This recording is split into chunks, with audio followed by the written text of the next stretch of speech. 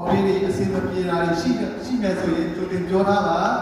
update တွေယူထားဖို့အထူးပဲတရားတငယ်ချင်းတွေရောက်ချင်းစီတိုင်းကိုပြောပြချင်ပါတယ်လို့ကျွန်တော်ဒီရော COVID ကိန်းမှာအားလုံးတွေ့ကြရအောင်လို့ဒီရှင်တော်ဘာသာဖိတ်ခေါ်ပါတယ်အဲ့ဒါတွေ့လိုက်တဲ့အတိုင်းပဲဆရာမိုးဆက်ပေါ့နော် US ကနေလာတဲ့ဆရာမိုးဆက်ရဲ့ပြကြရင်ဆရာကနေပြကြရင်ဆိုတော့ကောင်းပြကြရင် initial ပြကြရင်ဆရာဆူဆူ initial okay ဒီလိုတွေဒါဆိုတော့ဒီပူဇာတဲ့အတိုင်းပဲဖြစ်တယ်ဆိုတော့ဒီစီစီကတော့ကျွန်တော်အခါမဲ့ဝေကြီးကောက်ခံခြင်းလည်းမရှိဘူးဒီအတွက်လည်း fundraising လုပ်ချက်လည်းမရှိဘူးပေါ့နော်ဆိုတော့အားလုံးအတွက်တကယ်ပဲကောင်းချီးမင်္ဂလာဖြစ်မဲ့အရာလေးဖြစ်တယ်လို့အထူးပဲပြောပြချင်တယ်ဒီအကောင်းဆုံးကောင်းချီးမင်္ဂလာလည်းမလုပ်ဖို့ပေါ့နော်အားလုံးကိုတိုက်တွန်းလို့ဆိုချင်ပါတယ်လို့ဆိုတော့ဘုရားရှင်ရဲ့ကျေးဇူးတော်ချီးမွမ်းတဲ့ဒီနေ့မှာကျွန်တော်